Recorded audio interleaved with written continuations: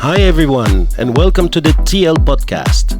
This is where you can learn, grow, and be inspired by some of the most influential leaders in their field. Because the first step to a better tomorrow is taking action today. I'm your host, Thomas and Manley, and thank you for tuning in. You have to resist taking the monkey off their back onto your back, but isn't that maybe a fault to a lot of leaders who try to apply compassionate leadership? That in the end, they may carry a lot of people's burden. And that's a really good distinction, Thomas, between empathy and compassion. And when we look at it, sometimes people get confused and think compassion is about being nice. Compassion is about saying yes. Compassion is soft and fluffy. It's entirely the opposite. Let me just quickly explain. If I'm trying to empathize with you, we hear people say empathizing is I'm feeling your pain and this sort of stuff. I physically can never feel your pain, by the way. All I can do is try and imagine it. But the danger with empathy is that what I'm doing, I'm looking at whatever emotion you're holding, and I'm trying to replicate the same emotion. So it's a positive to that. If you're a really happy person, Thomas, in a great space, and I'm being empathetic, well, chances are I'm happy too. But if you're in a bad place and I'm empathizing, then it takes me into a bad place too. And so the emotions can actually drain the leader. What also happens is that the leader's response, if it's deeply focused on empathy, is driven by their own emotional need. And it may not be the need that's required. So let's just analyze the difference between empathy and compassion. So compassion starts with empathy. It starts with the understanding. But I'm not trying to take or replicate what it is that you do. All I'm trying to do is understand. So, Thomas, you're in a really great place. Okay, I'm understanding that. Or, Thomas, actually, I can see that you're frightened or you're not well, or you've spoken to me about you're quite upset by something. Okay, I see that. I understand it. I'm not trying to feel it. Now, because I'm compassionate, I am now driven to essentially help you take away that pain. I'm not going to take it on board myself. And that's the difference between empathy and compassion. But recognizing the place you're in, I'm going to drop all my judgment. I'm going to drop my own preferences and biases and act with positive intent on what I hear. So compassion tends to feed you emotionally, where empathy can actually drain you emotionally. And so the monkey off your back bit tends to be more empathetic response. That, oh, let me carry your pain. I'll carry your burden. Thomas, I'm with you. Where a compassionate response is, it's your monkey shit, mate. You've got it. But what I'll do, I'm going to help you carry it. Or I'm going to help you flick it off your back, whatever it may be. But it's not my monkey. Does that make sense? The difference? Yes, absolutely. That beautiful explanation. Well, now let's leave now the start. So I'm sure that you celebrate with the team. We're starting. Everything's fantastic. It's always hunky dory before you hit that storm. I think that it took you 3 days to come out first. But what were the first sign that you have on the boat that in a small business we also should pay attention to as first sign of discordance? Oh, nice one. One of the things we did, and maybe it was a luxury compared to a small business, was that before the race started, we spent a lot of time, as much as we could, because my crew came from all over the world, and I only got the whole crew together the day before the race started. But we spent a lot of time trying to understand each other. So I spent a lot of time investing a lot of time with each individual, just trying to deeply understand what it was that person was about. A bit about their character, their motivation, their need, why they're doing this particular race.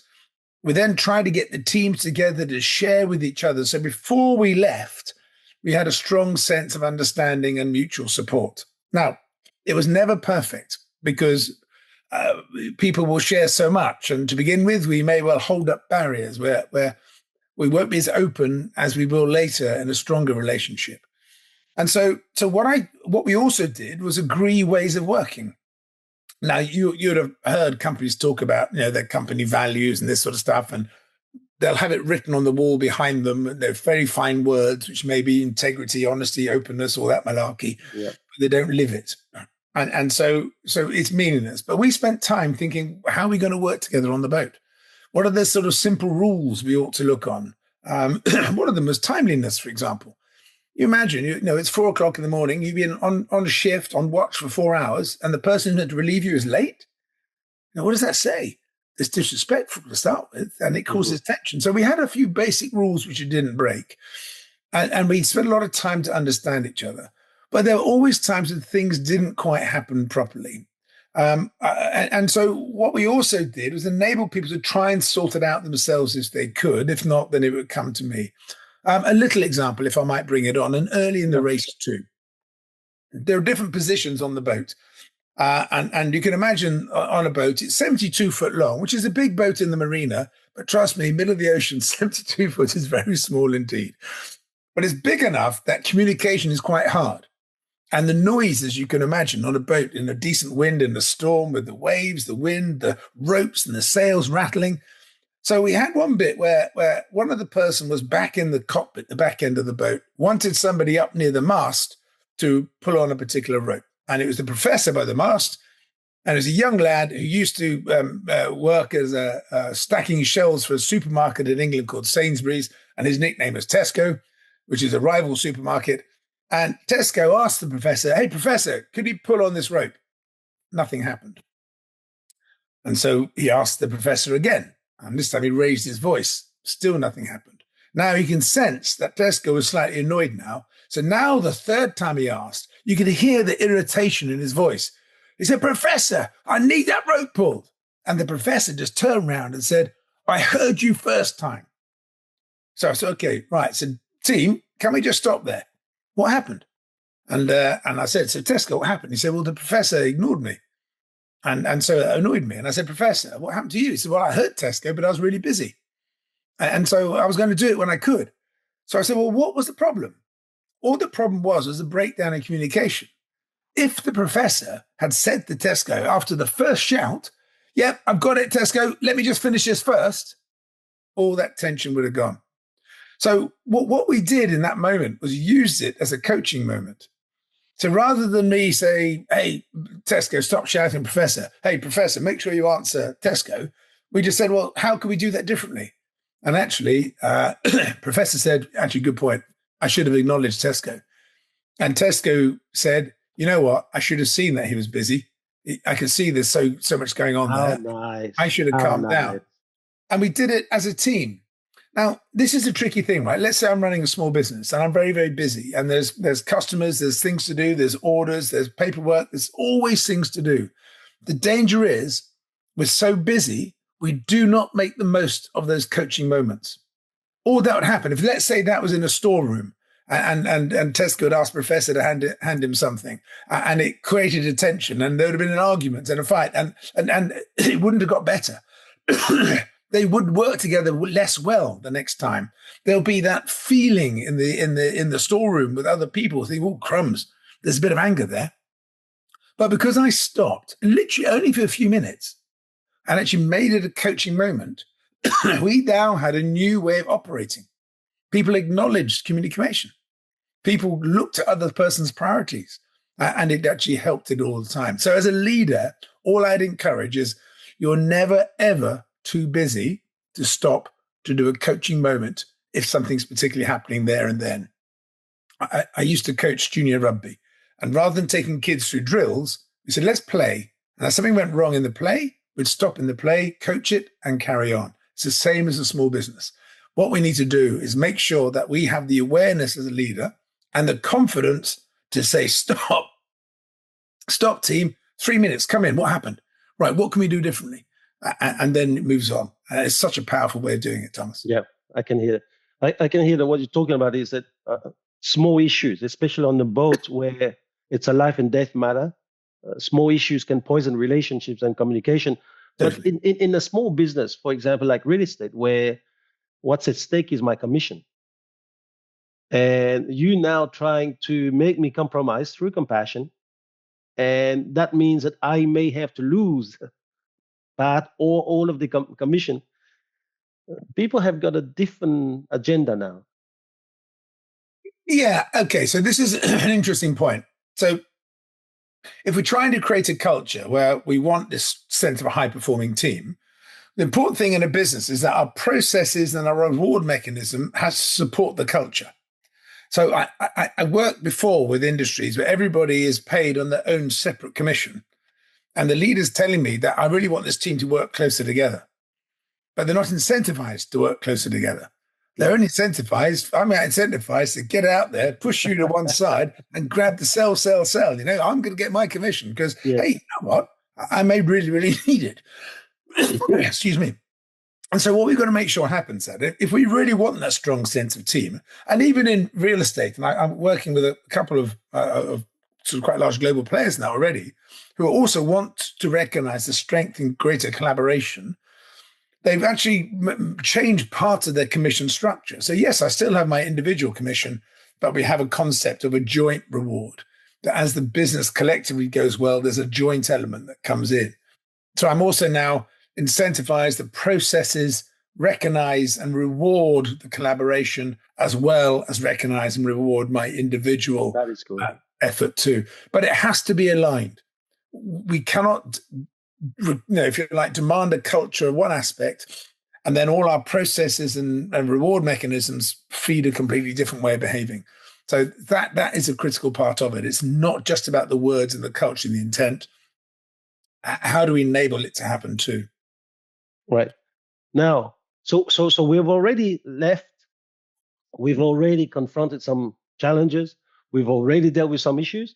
Now, what happens to people on the board in business who now disagree with your leadership or your decision then? Well, that's easy. They just jump over the side. It's not a problem at all. I banned mutiny. So mutiny, that was one of the rules. Right at the beginning, team, no mutiny. Okay, so one of the things is about how we make decisions as a leader. I was a captain, and that was clear. But I didn't want to own every decision, because if I owned every decision, I would have to be omnipresent. I wouldn't be able to sleep. I wouldn't be able to get my head down. I wouldn't be able to do one thing or the other. And if I owned every decision, my team will own nothing. And there's the element in my book where I talk about the difference in commitment and compliance.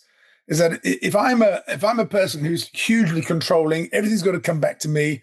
Then if I draw a graph and there's two axes, this is time on the bottom here, and this is my effort I've got to put in. But I'm in control. It's command and control. I'm the expert. I've been in real estate for 30 years. I know more than you. So what it is, right, it's going to take a certain amount of effort to get them going. But because I own everything, they don't own everything. They're not going to take their initiative. They're not going to make decisions. They've got to come back to me. My supervision, my effort increases over time. So I'm getting busier and busier and busier. Yeah. I'm having to take on more and more. There's also a flaw, right? I've only had one experience in life. If I've got a team of 20 people, there's 21 experiences in life, mine and theirs. And who's to say that just because I'm an old crusty that I ever got it right? I may have been successful, but are there better ways of doing it? I've got a lovely little story around that, around a guy called Tesco. I'll tell you in a minute. So rather than me doing this command and control bit, how about early on, I try and share with sense of purpose, sense of meaning. I try and delegate as much as I can to help people grow. A good example might be in the race start. Yeah. So the start of every race, and for the people who aren't sailors, you've got two boys, buoys, if you're American, not sure. The Aussies, do they boys or buoys in Aussie? I don't know. Boys. I remember. Two floating buoys in the water. There's an imaginary line between the two. Yep. And you've got to be behind the line. And when the starting gun goes, you cross the line. Yep. Now, there's always a bias to the line. So one end of the line is better than the other. So what you have 12 72-foot, 20-ton steel yachts, all trying to be at exactly the same place at the same time at full speed. So the potential of getting it wrong is extraordinary. Right, so let's think about it, right? So the person on the wheel has got to be good. There's only one professional sailor on the boat, and that's me, the skipper. So logic says, skipper, you're on the wheel. That's wrong. It's wrong. Because if I'm on the wheel, and this is the fundamental difference, if I'm on the wheel, if something happens at the front of the boat, I can't go and help. If I'm on the wheel, who's checking the navigation? Wow. If I'm on the wheel, who's checking the weather? Who's checking the opposition? Who's doing the tactics and the strategy? And also, if I'm on the wheel, where's the legacy? Who's learning? So at the start of the race, and I think my boat was unique in that, we always had excellent starts, which is nice, but as you know, you get scored on your finishes, not your starts. I had one of my other crew on the wheel. Yep. And we had a good communication. So they understood, left, right, what I wanted. But let me free to lead.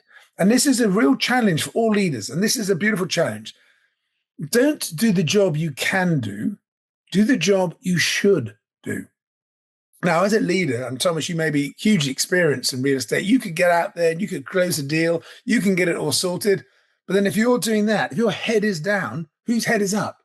Who's looking ahead? Who's doing the leadership? Who's doing the strategy? Who's helping that team grow? And this is one of the challenges for leaders, particularly if they're leading in a field that they know well. So in your industry, for example, invariably you get to the top because you've been doing it for many, many years. So you know it well. And the temptation is, as a leader, you think, I'm going to make the decisions. I'm going to make sure it all happens. I'll sort them out. I'll command and control. Wrong, because you're limited.